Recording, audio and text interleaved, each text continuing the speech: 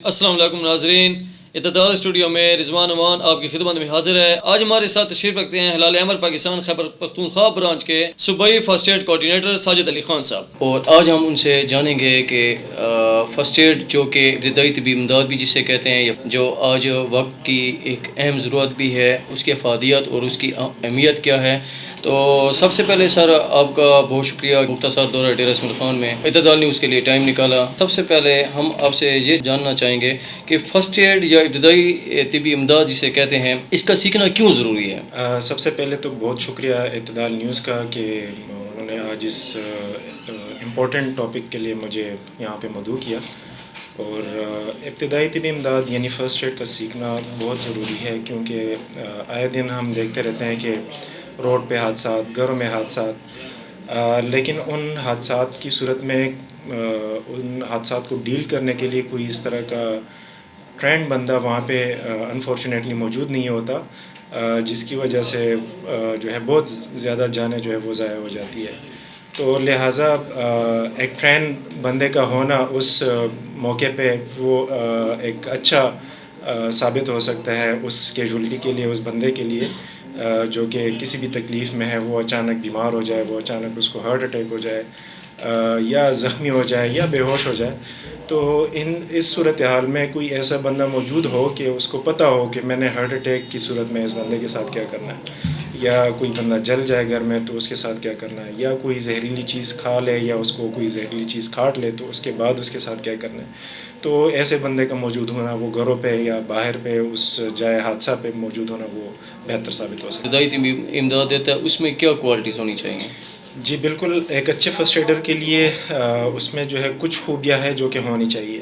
ہم اکثر دیکھتے ہیں کہ جب حادثہ ہو جاتا ہے تو لوگ وہاں پہ جو مدد کر رہے ہوتے ہیں وہ پینک ہو جاتے ہیں، بدحواس ہو جاتے ہیں۔ تو پینک سچویشن میں یا بدحواسی کے عالم میں اکثر اوقات ہم مس ہینڈلنگ کر جاتے ہیں اس بندے کی، یعنی جس کی آپ ہیلپ کر رہے ہیں تو اس کو آپ ہیلپ کی بجائے مزید نقصان دے دیتے ہیں۔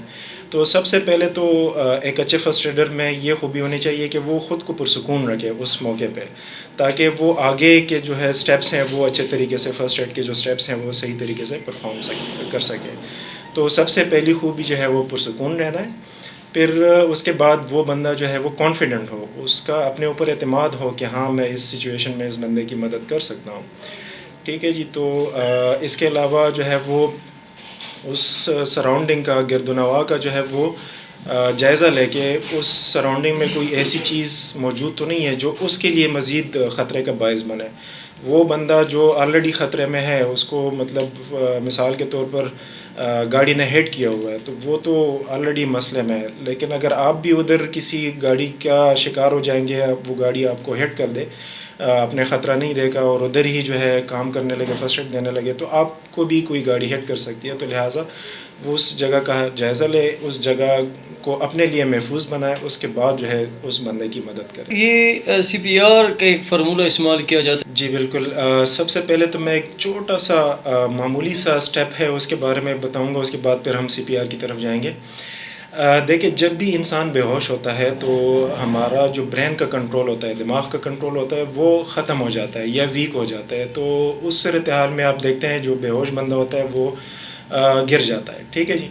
تو اسی طرح ہمارے منہ میں زبان جو ہے ایک گوشت کا ٹکڑا ہے، وہ بھی جا کے نیچے حلق کے ساتھ لگ جاتا ہے۔ جب وہ حلق کے ساتھ لگ جاتا ہے تو ہمارا جو سانس لینے کا راستہ ہے، جس کو ہم ایئر وے کہتے ہیں، وہ بلاک کر دیتا ہے۔ جب ایئر وے بلاک ہو جاتا ہے تو انسان سانس نہیں لے پاتا، اور جب سانس نہیں لے پاتا تو کچھ ٹائم بعد اس کی دل کی دھڑکن بھی رک جاتی ہے، اور جب یہ دونوں چیزیں کام کرنا چھوڑ جاتی ہے، دل کی دھڑکن اور جو سانسیں ہیں وہ بند ہو جاتی ہے، تو انسان کی جان جو ہے وہ چلی جاتی ہے۔ تو لہٰذا سب سے پہلے تو آپ کوشش کریں کہ یہ جو سانس کا راستہ بند ہوا ہے کسی بھی بے ہوش مریض کا، تو اس کو کھولیں۔ اس کے کھولنے کا سمپل سا طریقہ ہے، وہ یہ ہے کہ آپ ماتھے پہ ہاتھ رکھ دیتے ہیں اور 2 انگلیاں چن کے نیچے رکھ دیتے ہیں، توڑی کے نیچے رکھ دیتے ہیں، توڑی کو اوپر زور دیتے ہیں اور سر کو نیچے زور دیتے ہیں۔ اس سے یہ ہوتا ہے کہ وہ جو زبان ہے وہ واپس اپنی جگہ پہ آ جاتی ہے اور اس کا سانس کا راستہ کھل جاتا ہے۔ اب اگر وہ بندہ مزید خطرے میں ہے، مطلب اس کی سانسیں مکمل جو ہے وہ بند ہو چکی ہے، جو لنگس کا فنکشن ہے وہ نہیں ہے، اور ساتھ میں اس کی جو دل کی دھڑکن ہے وہ بھی رکی ہوئی ہے، تو تب جا کے اس بندے کو ہم سی پی آر دیتے ہیں۔ CPR stands for cardio pulmonary resuscitation. Cardio کہتے ہیں دل کو، میڈیکل ٹرم ہے، پلمونری کہتے ہیں لنگس کو، اور ریسسیٹیشن کہتے ہیں دوبارہ بحال ہونے کو.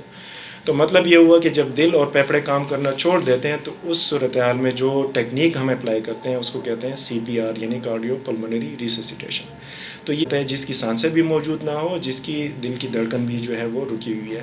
تو ہم مصنوعی طریقے سے ان دونوں ارگنز کے جو فنکشن ہے اس کو بحال کرنے کی بتاتے ہوتے ہیں اسٹوڈنٹس کو، عام کمیونٹی کو، کہ کس طرح آپ نے ایک بے ہوش مریض کو CPR دینا ہے. اگر جسم کا کوئی حصہ جل جائے یا کوئی زہریلی چیز کھا لے تو اس صورتحال میں کیسے ڈیل کرنا چاہیے؟ سب سے پہلے تو یہ جو بندہ جل جاتا ہے تو جلنے کے 3 ڈگریز ہیں کہ وہ کس درجے کا جلا ہوا ہے. تو فرسٹ ڈگری میں پہلے درجے میں اتنا ہو جاتا ہے کہ اس کی جو جلد ہے وہ سرخی مائل ہو جاتی ہے، ریڈنس آ جاتی ہے، تو وہ معمولی جلا ہوتا ہے.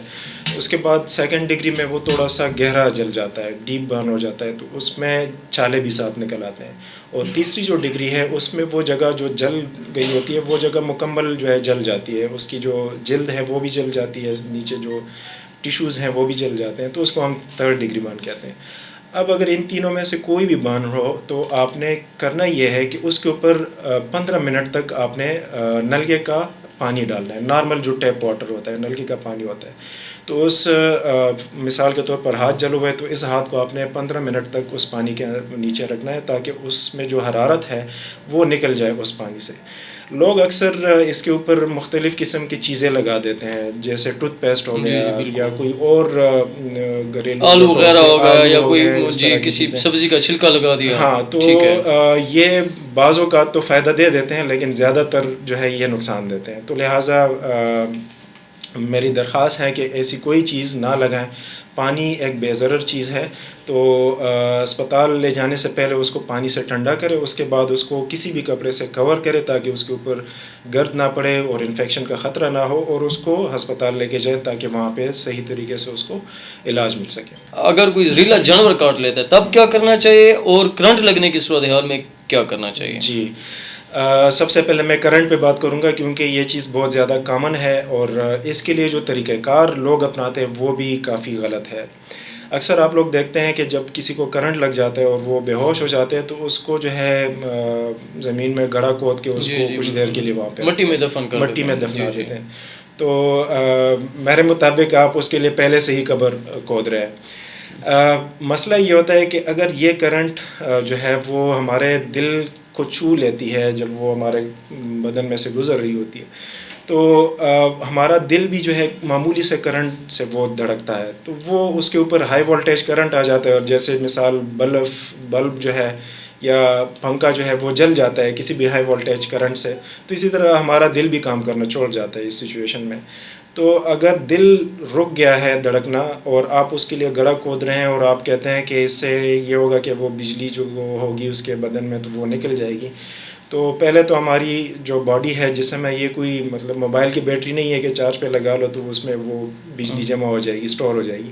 بجلی نکل جاتی ہے، بہت تھوڑی مقدار رہ جاتی ہے، لیکن یہ پریکٹس غلط ہے کہ اس کو زمین میں رکھ کے تو وہ بجلی چلی جائے گی. زمین میں رکھتے ہیں تو وہ جو ٹائم ہوتا ہے جس میں آپ اس کی جان بچا سکتے تھے وہ ٹائم آپ ضائع کر دیتے ہیں. ٹھیک ہے جی.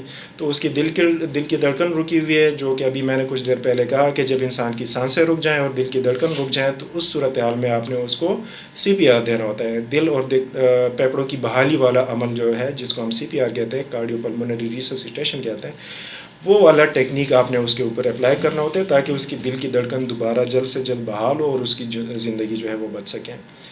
اس کے بعد جو دوسری چیز آپ نے بتائی کہ اگر کوئی زہریلی چیز کاٹ لے، مثال کے طور پر کتا کاٹ لے، تو کتے میں اس کی جو لعاب ہے، سلائیوا ہے، اس میں جرمز پائے جاتے ہیں ریبیز کے، تو وہ اس زخم کے تھرو جو ہے وہ ہمارے باڈی میں انٹر ہو جاتے ہیں.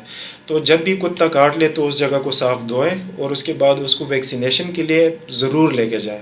اگر آپ نے اس کی ویکسین نہیں کرائی تو اس بندے کو کسی بھی وقت جو ہے وہ مہینے بعد 2 مہینے بعد 3 مہینے بعد اس کو ریبیز کا جو ہے وہ مسئلہ ہو سکتا ہے، اور وہ ریبیز جو ہے اس کے پورے بدن میں پھیل جائے گا، اور اس کے بعد وہ مرض جو ہے وہ لا علاج مرض بن جاتا ہے، اس کا پھر کوئی علاج نہیں ہو سکتا. تو لہٰذا اس چیز سے بچنے کے لیے آپ نے جلد سے جلد اس کی ویکسینیشن کروانی. اگر کوئی بندہ روٹی کھا رہا ہے، کھانا کھا رہا ہے، گلے میں کوئی چیز پھنس جاتی ہے، یا جیسے اس کو کہتے ہیں جیسے گلے میں پھندا لگ گیا ہے، اس صورتحال میں کیسے ڈیل کرنا چاہیے؟ جی، اس میں بھی ہم نے دیکھا ہوا ہے کہ بہت غلط طریقے سے بچے کو یا بڑے کو ڈیل کیا جاتا ہے.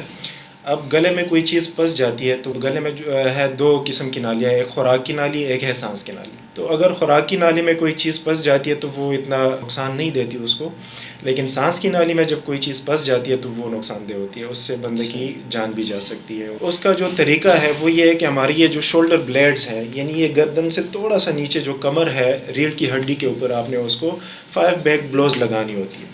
ضرب لگانا ہوتا ہے 5 دفعہ. ہر ضرب لگانے کے بعد دیکھنا ہوتا ہے کہ وہ پسی ہوئی چیز نکلی ہے کہ نہیں نکلی. تھوڑا سا اس بندے کو آگے جھکانا ہوتا ہے تاکہ وہ آسانی سے نکل سکے، اور پیچھے سے آپ نے یہ 5 بیک بلوز دینی ہوتی ہے. ان 5 بیک بلوز سے اگر نہ نکلا تو پھر ہم ایک دوسرا طریقہ اپناتے ہیں جس کو کہتے ہیں ایبڈومینل تھرسٹ، یعنی اس کے ناف سے تھوڑا سا اوپر ہم ایک مکہ بناتے ہیں ہاتھ سے، یہاں پہ رکھتے ہیں، دوسرے ہاتھ کو اس کے اوپر رکھتے ہیں، آگے جھکاتے ہیں، اور پھر اس مکے کو اندر اور اوپر زور دیتے ہیں ایک جھٹکے کے ساتھ، تاکہ اس کی جو لنگز میں ہوا ہے وہ ایک پریشر کے ساتھ نکل آئے، اور وہ جو پسی ہوئی چیز ہوگی وہ بھی اس کے ساتھ نکل آتی ہے. تو 5 دفعہ پھر یہ عمل کرنا ہوتا ہے، اور اس سے وہ پسی ہوئی چیز یعنی گلے کا جو پھندا ہے وہ نکل جائے گا. اگر کوئی شیرخوار بچہ ہے، اس کے گلے میں کوئی چیز پھنس گئی، اسے ہم کیسے ڈیل کریں گے؟ جی، شیرخوار بچے کے لیے یہ پہلا والا عمل تو ہے، یعنی اس کے گردن کے نیچے بیک سائڈ پہ آپ نے 5 ضرب دینے اس کو، لیکن اس کو یہ والا عمل یعنی ایبڈومینل تھرسٹ اس کو نہیں کرنا، پیٹ کے اوپر اس کو زور نہیں دینا، بلکہ اس کو ہم کیا کرتے ہیں 2 انگلیوں کی مدد سے اس کے چھاتی کے اوپر زور دیتے ہیں. تو اس کی جو ریبز ہوتی ہیں، ہڈیاں ہوتی ہیں، وہ ویک ہوتی ہے، وہ پریس ہو جاتی ہے، اور اس کے نیچے جو لنگس ہیں اس کے اوپر بھی پریشر پڑتا ہے، اور وہ پسی ہوئی چیزوں سے باہر نکل آئے گی. صدمے کی حالت میں جب کوئی شاک لگ جاتا ہے، کوئی بندہ ایسی کوئی خبر سن لیتا ہے، کوئی غم کی، کوئی پریشانی کی خبر مل جاتی ہے، یا اس قسم کا کوئی اس سے ملتی جلتی جب کوئی کیفیت ہوتی ہے اور کوئی بندہ شاک میں چلا جاتا ہے، صدمے میں، تو اس صورتحال میں کیا کرنا چاہیے؟ اس میں سب سے پہلا جو کام ہے کسی بھی فرسٹ ایڈر کا وہ یہ ہے کہ وہ اس بندے کو تسلی دے، اس کو ری ایشور کرے، اس کو تسلی دے، سائیکولوجیکل سپورٹ دے. ٹھیک ہے جی. اس کے بعد اگر اس کی طبیعت زیادہ بگڑ گئی ہے اور وہ گر گیا ہے سر چکرا کے، تو اس کو جو ہے زمین پہ لٹائیں یا بیڈ پہ لٹائیں، اور اس کے بعد اس کے جو پاؤں ہے وہ دل کی سطح سے تھوڑا سا اوپر کر لے. تو اس سے ہوگا یہ کہ جو پاؤں کا خون ہے وہ ہمارے وائٹل آرگنس تک آنا شروع ہو جائے گا. وائٹل آرگنس میں ہمارا دماغ، پھیپھڑے، گردے، کلیجی، یہ چیزیں شامل ہیں. تو ان کو خون کی فراہمی جو ہے وہ مل جائے گی، اور اس سے اس بندے کی جو حالت ہے وہ بہتر ہو جائے گی. ہڈی ٹوٹ جانے کی صورت میں کیا کرنا چاہیے؟ جی، ہڈی اگر ٹوٹ جاتی ہے تو اس بندے کو بہت زیادہ تکلیف ہوتی ہے، اور وہ جو جگہ ٹوٹی ہوئی ہے وہ جگہ سوج جاتی ہے، اس کو وہ حرکت نہیں دے پاتا، اور اگر اس کو حرکت دیتا ہے تو وہ مزید نقصان میں جاتا ہے. ٹھیک ہے جی. تو ایک فرسٹ ایڈر کو یہ کرنا چاہیے کہ جلد سے جلد اس ہڈی کی جو حرکت ہے، موومنٹ ہے، اس کو وہ روکیں. تو اس کے لیے مختلف طریقے وہ استعمال کر سکتے ہیں. اس کے پاس اگر ریڈی میڈ سپلنٹ ہے، جو کہ ایک لکڑی کا پھٹا ہوتا ہے جس کو سپلنٹ کہا جاتا ہے فرسٹ ایڈ کی زبان میں، تو وہ اس ہڈی کے ساتھ رکھ دیتے ہیں تاکہ وہ ہڈی جو ہے وہ ہلے نہ اور اس کو سپورٹ ملے. پھر اگر وہ ہاتھ ہے تو اس پورے ہاتھ کو ہم گلے کے ساتھ لٹکا دیتے ہیں تاکہ وہ سپورٹ اس کو ملے اور وہ حرکت میں نہ رہے. تو جب بھی ہڈی ٹوٹتی ہے تو اس میں ہماری جو ترجیح ہوتی ہے وہ اس ہڈی کی حرکت کو روکنا ہے. جب آپ اس حرکت کو روک لیں گے تو اس کی جو ڈیمیج ہے اس کو آپ جو ہے پریونٹ کر لیتے ہو، کم کر لیتے ہو. دل کا دورہ پڑنے کی علامات کیا ہیں، اور جب اگر کسی فرد کو دورہ پڑ جائے تو پھر کرنا کیا چاہیے؟ جیسے کہ آپ نے بتایا کہ آج کل چھوٹے بڑے سب کو یہ مسئلہ درپیش ہے. پہلے ہم یہ سنتے تھے کہ مطلب ایڈلٹ ہوتا تھا، 40 پلس عمر ہوتی تھی، وہ اس کو دل کا دورہ پڑتا تھا، لیکن ابھی جو ہے ہم 17-20 سال کے بچوں کو بھی دیکھ رہے ہیں کہ ان کو بھی ہو جاتا ہے. اور اس کی سب سے بڑی جو وجہ ہے اس کی وہ یہ ہے کہ ہمارا جو خوراک ہے وہ اس طرح نہیں ہے، ہم نے ڈائٹ پیٹرن کو مکمل کیا ہوا ہے. اس کے علاوہ ایکسرسائزز نہیں ہوتے، ہماری روٹین کی جو ایکٹیویٹیز ہوتی ہے وہ ہیلدی نہیں ہوتی. ٹھیک ہے جی. اسٹریس بھی ایک بہت اہم عنصر ہے اس دل کے پرابلمس کا. تو لہٰذا یہ سب سے پہلے تو اس کی پریونشن کرنی چاہیے. اگر آپ چاہتے ہیں کہ مجھے یہ مسئلہ نہ ہو تو آپ کی خوراک اچھی ہو, اس میں جو مروغن اعضاء ہیں اس کو آپ کم کریں, جو ہماری کولڈ ڈرنکس ہیں اس کو آپ کم کریں, جو ڈبے والی چیزیں ہیں مثال کے طور پر وہ دودھ ہے, ملائی ہے, بلائی ہے, جو بھی, تو اس کو آپ جو ہے کم سے کم اس کو کم کریں. اس کے علاوہ آپ ایکسرسائز کریں, ڈیلی جو ہے واک کریں, 30 منٹ ہفتے میں 5 دن جو ہے وہ واک کریں. اس کے علاوہ جو ہے روٹین کے جو کام ہے, روٹین کا جو آپ کا لائف سٹائل ہے وہ جو ہے ہیلدی ہونا چاہیے. تو ایسی چیزیں جو کہ آپ کے صحت کے لیے مضر ہے اس کو ہم جو ہے اپنے لائف سے ختم کریں. اب کیسے آپ کو اندازہ ہوگا کہ ہارٹ اٹیک کا دورہ پڑ گیا کسی کو بھی, تو اس کی علامت یہ ہوتی ہے کہ اس کا سینٹرل چیسٹ پین ہوتا ہے, انتہائی شدید چیسٹ پین ہوتا ہے جو کہ اسپریڈ ہوتا ہے اس کے کندھوں کی طرف, اس کے جبڑے کی طرف, اس کے فنگرز کی طرف, پورے آرم کی طرف, ٹھیک ہے جی, اور پیچھے آپ کے جو شولڈر بلیڈز ہیں اس کی طرف وہ پین جو ہے وہ موو کرتا ہے.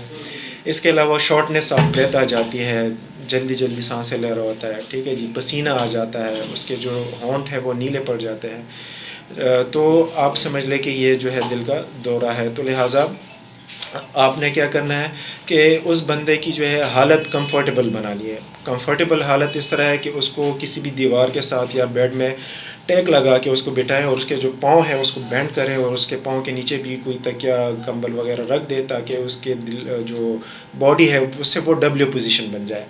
تو جب اس پوزیشن میں ہم اس کو لٹاتے ہیں تو ہم اس کا جو باڈی سرفیس ایریا ہے وہ کم کر دیتے ہیں, اور اس کے دل کے اوپر جو بوجھ ہوتا ہے وہ بھی تو کم ہو جاتا ہے, اس کو جو کمفرٹ لیول ہے وہ بڑھ جاتا ہے اس کا.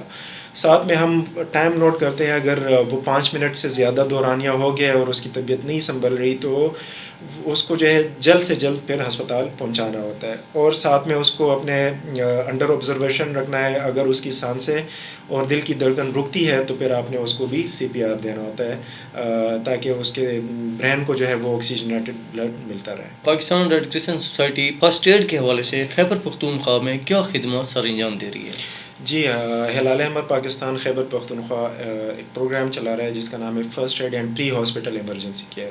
تو اس کے 2 پارٹس ہیں, ایک ہے ٹریننگ پارٹ اور دوسرا ہے رسپانس پارٹ, ٹھیک ہے جی. تو ٹریننگ پارٹ میں یہ ہے کہ ہم ہر مہینے خیبر پختونخوا کے 12 اضلاع میں ہر مہینے 4 ٹریننگز کرواتے ہیں, اور اس کے لیے ہم گورنمنٹ اور پرائیویٹ سکولز کو جو ہے وہ ٹارگٹ کر رہے ہیں, کیونکہ وہاں پہ جو بچے ہوتے ہیں وہ کل آ کے ایک پریکٹیکل لائف کی طرف جائیں گے. تو ان کو اسکول لیول سے ہی ہم یہ جو جان بچانے کے جو اسکلز ہیں, ٹیکنیکس ہیں وہ بتاتے ہیں. تو یہ تو ہمارا ٹریننگ والا پارٹ ہوا, یعنی ہم کیپیسٹی بلڈ کرتے ہیں لوگوں کی کہ وہ اس طرح کے جو ان ٹورڈ سچویشنز ہوتے ہیں, حادثات ہوتے ہیں, تو اس کے لیے وہ پریپیئر رہیں, ان کے پاس ہنر ہو کہ وہ کسی کی بھی جان بچا سکے, کسی کی بھی ہیلپ کر سکیں. دوسرا جو پارٹ ہے ہمارا وہ ہے رسپانس والا, یعنی پری ہاسپٹل کیئر جو ہے. تو اس کے لیے ہم نے انہی 12 اضلاع میں جو ہے وہ فرسٹ ایڈ رسپانس ٹیمز بنائی ہوئی ہے, جس میں ہمارے والنٹیئرز جو ہیں ان کو ایک اسپیشلائز قسم کی ٹریننگ دی گئی ہے, جن کا کام یہ ہے کہ اگر ان کے گرد و نواح میں کوئی اس طرح کا حادثہ پیش آتا ہے تو وہ اتنے اسکلفل ہے کہ وہ جا کے کسی بھی زخمی شخص کا یا بیمار شخص کی جو ہے وہ مدد کرتے ہیں. تو ابھی تک جو ہے 2021 میں ہم نے تقریباً 2000 کے قریب ایسے لوگ ہیں جن کو فرسٹ ایڈ کی ضرورت تھی, اور وہ انہی رضاکاروں نے ان کو جو ہے وہ فرسٹ ایڈ فراہم کی ہے. بہت شکریہ. یہ تھے ساجد علی خان صاحب, پشاور پاکستان ہلال احمر خیبر پختونخوا پشاور برانچ سے, جو ڈیرہ اسماعیل خان ایک مختصر دورے پہ آئے ہوئے تھے, اور ان کا بہت شکریہ کہ انہوں نے اعتدال نیوز کے لیے خصوصی طور پہ ٹائم نکالا. ہم امید کرتے ہیں کہ فرسٹ ایڈ یا ابتدائی طبی امداد کے یہ سیشنز اور یہ معلوماتی آگاہی جو سیشنز ہیں یہ ایسے ہی چلتے رہیں گے. اس کے ساتھ ہی اپنے میزبان رضوان وان کو اعتدال اسٹوڈیو سے اجازت دیجیے. اللہ نگہبان.